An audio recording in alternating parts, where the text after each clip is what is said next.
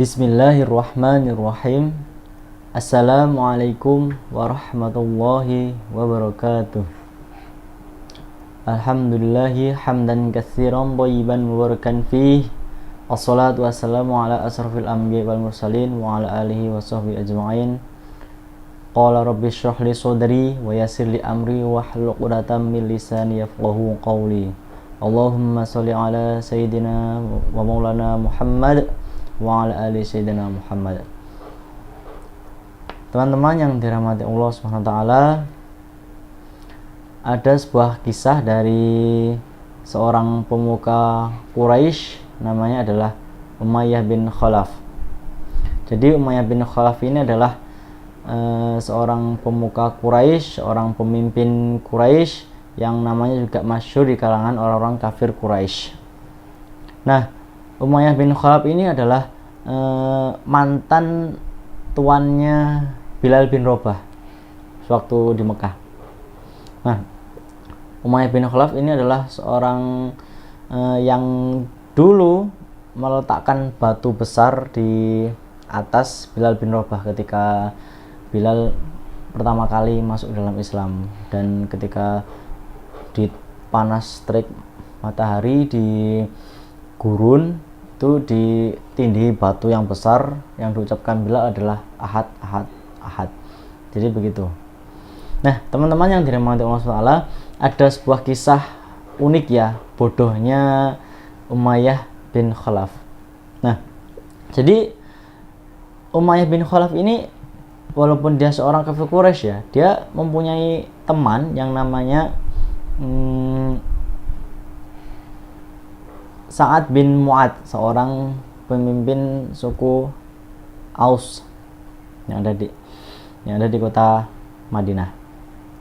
Nah, jadi walaupun mereka berbeda agama ya, tetapi mereka masih bersahabat baik hingga suatu hari Sa'ad bin Mu'ad ini berkunjung di Mekah dengan maksud untuk bertawaf. Tapi pada saat itu tidak mungkin bertawaf di siang hari karena saat itu Mekah dikuasai oleh orang kafir Quraisy.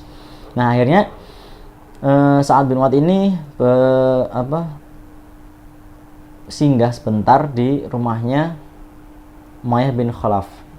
Nah, jadi ketika sudah larut malam, sekitar jam 11 malam lah, barulah si Sa'ad bin Mu'ad ini tawaf di Ka'bah. Pada saat itu Ka'bah masih diisi oleh berhala-berhala dan juga dikeliling-kelilingi oleh berhala-berhala. Nah, qadarullah teman-teman, pada saat itu lewatlah Abu Jahal. Nah, Abu Jahal namanya Abu Hakam, tapi umat Islam memanggilnya Abu Jahal karena dia bodoh, sudah tahu kebenaran tapi dia mengingkari. Itu kan bodoh namanya. Nah, akhirnya Abu Jahal ini bertemu Sa'ad bin Mu'ad.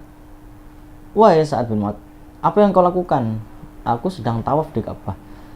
Kamu tidak boleh tawaf di sini. Maka kalau tidak, aku akan kumpulkan pasukan Quraisy untuk mengeroyokmu. Aku tidak takut, Abu Jahal. Apakah kau tidak tahu bahwa aku adalah seorang pimpinan suku Aus, yang kalau engkau tahu suku Aus adalah yang terkenal sangat pemberani, kata Abu Jahal. Aku tidak peduli, aku tidak tahu tentang itu. Nah, si Umayyah bin Khalaf ini bingung.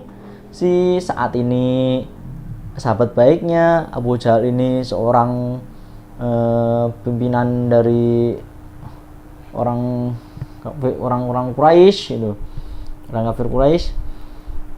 Akhirnya si Umayyah ini lebih condong ke Abu Jahal. Dia berkata kepada Sa'ad, wahai sahabatku Sa'ad, pelankan suaramu. Maksud pelankan ini jangan terlalu keras suaranya, jangan terlalu kasar, dan jangan dengan nada yang marah itu.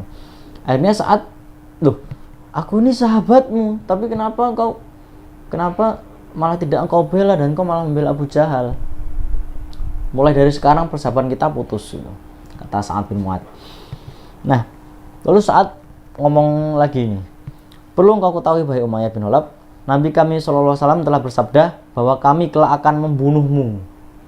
Terus Umayyah kaget. apakah engkau diberitahu umat Islam akan membunuhku di mana dan kapan? Itu tidak diberitahu. Dan Umayyah ini percaya loh. Umayyah ini percaya kalau misalnya percaya dengan perkataan Rasulullah SAW, karena Rasulullah kan nggak pernah bohong. Itu orang dijuluki Al-Amin, orang yang tidak pernah berbohong, orang yang sangat amanah. Jadi Umayyah ini percaya itu, dan dia ya gemetar, dia kaget. Setelah itu dia pulang ke rumahnya dengan ya dredeg lah, gemetar. Lalu dia bilang, wahai Umayyah, istrinya bilang, wahai Umayyah, apa yang terjadi padamu? Aku tadi bertemu dengan Sa'ad dan dia mengatakan bahwa suatu saat umat muslim akan membunuhku. Lalu istrinya ngomong, wahai Umayyah, sungguh Muhammad tidak pernah berbohong. Jadi ya mereka itu tahu kalau misalnya Rasulullah SAW itu gak pernah bohong dan bakal terjadi. Nah tapi begini loh, yang membuat dia itu bodoh ya, mungkin Abu Jahal second lah, Abu Jahal yang kedua. Harusnya kalau dia sudah mendengar itu, maka harusnya dia beriman dong, ya kan? Karena sudah tahu nanti bakal dibunuh sama umat muslim. Harusnya kan dia ya mengucap syahadat atau dia pindah menjadi Islam, jadi begitu. Tapi karena memang hidayah pada saat itu tidak Allah berikan kepadanya, jadi ya seperti itu. Nah, akhirnya setelah itu si Umayyah bin Khalaf ini tidak mau keluar rumah, tidak mau ikut dalam perdagangan dan lain-lain, dan dekem aja di rumah dia. Nah, akhirnya 3 bulan kemudian setelah muncul ultimatum perang Badar, jadi pada saat itu Abu Sufyan dicegat ya oleh kaum muslimin di Madinah, di perbatasan Madinah. Jadi orang berdagang dari Syam itu kan melewati kota Madinah, dan pada saat itu memang sengaja dicegat oleh kaum muslimin. Tapi Abu Sufyan sudah tahu dan mengirim utusan untuk mengirim pasukan dari Mekah untuk berperang di sini. Akhirnya, nah pada saat itu Abu Jahal itu memberikan semangat ya kepada pemuda-pemuda yang ada di Mekah, orang kafir Quraisy untuk berperang di Badar. Nah, tiba saatnya Abu Jahal ini ke rumahnya Umayyah.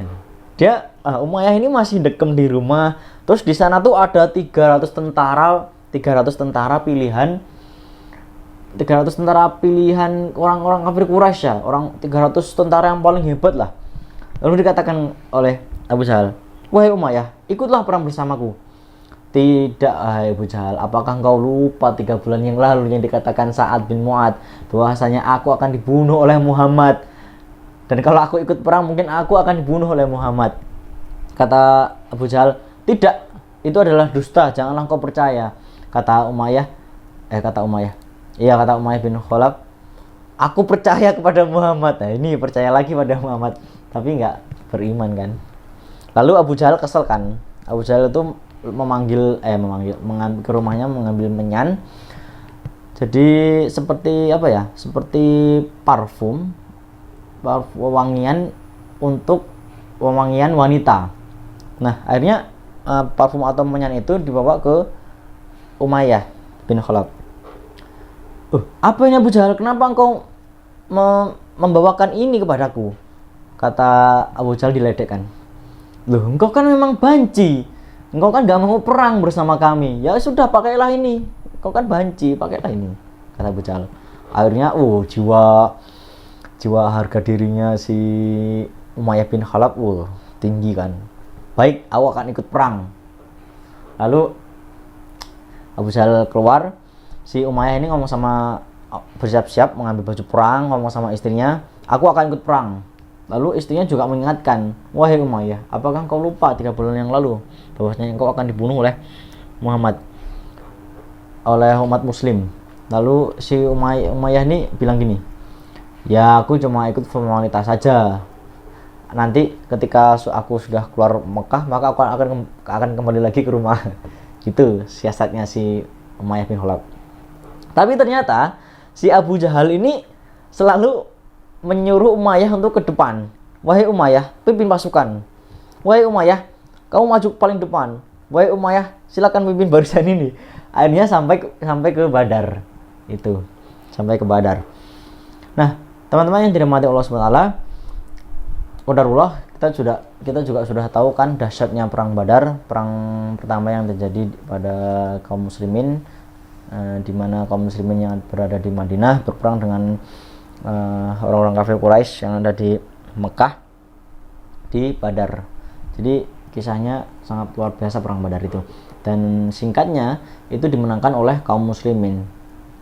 Dan tidak masuk akal. 313 melawan 313 kaum muslimin itu melawan 1000 pasukan orang kafir Quraisy dan dimenangkan oleh kaum muslimin. Jadi Masya Allah, kalau pertolongan Allah sudah dekat tuh apa saja ya bisa dilakukan oleh Allah. Nah, singkatnya, jadi pada saat itu, nah Umayyah bin Khalaf ini dia orangnya gemuk ya. Jadi kuda perangnya itu kabur. Dia mau lari juga susah kan.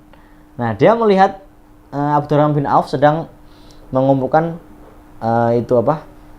pedang, terus perisai. Jadi untuk disimpan untuk kaum muslimin, harta rampasan lah. Nah, akhirnya si Umayyah ini punya siasat lah, lalu ngomong, ya Abdullah gitu. Kan belum tahu kalau namanya itu berganti Abdurrahman. Akhirnya Abdurrahman nengok, daripada engkau mengumpulkan pedang dan juga perisai, mendingan engkau tawan aku, dan nanti engkau bisa meminta tebusan untukku, maka engkau akan dapat tebusan lebih dari ini. Itu karena dia kan seorang pemuka Quraisy, seorang pemimpin Quraisy.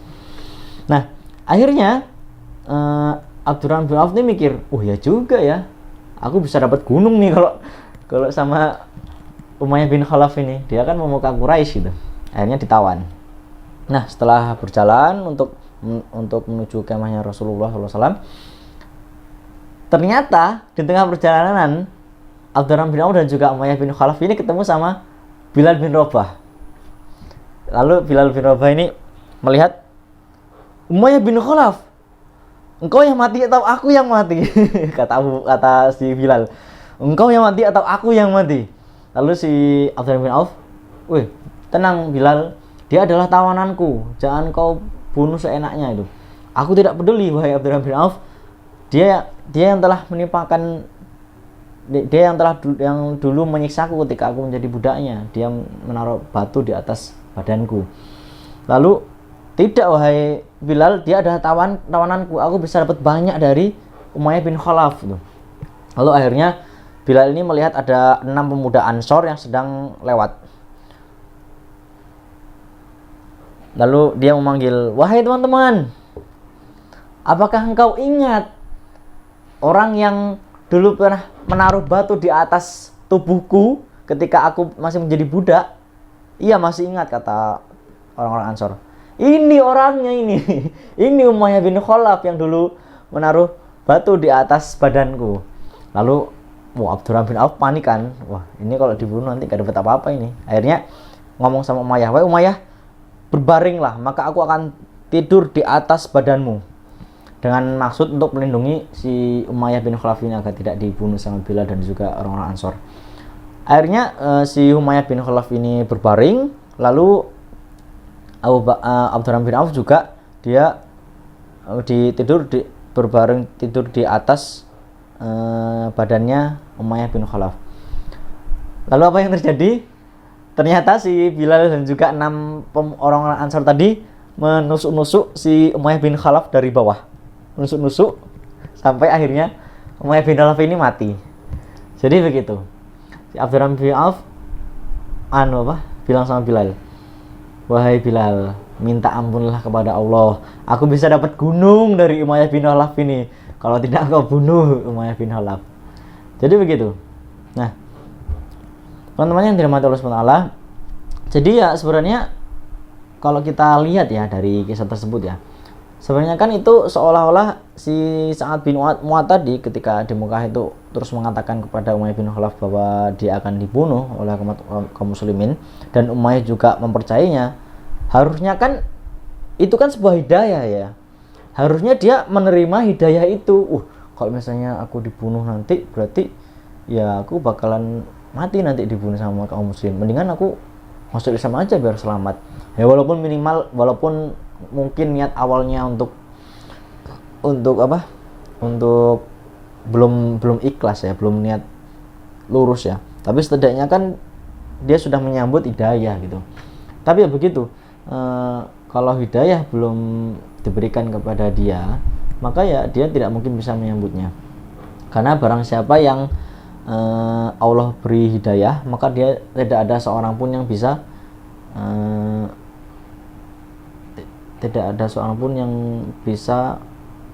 menepisnya atau menghilangkannya.